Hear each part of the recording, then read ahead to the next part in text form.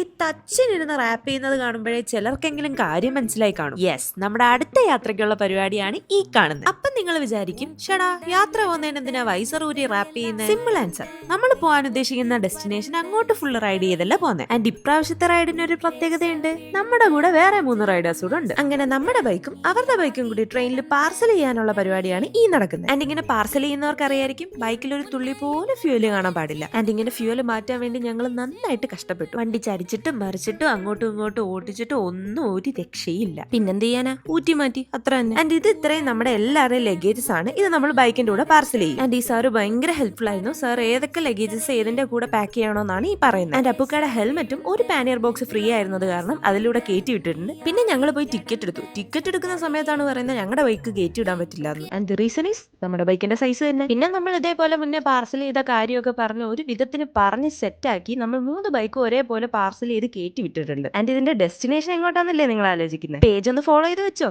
വഴിയേ മനസ്സിലാവും. അപ്പൊ ശരി, കാണാം.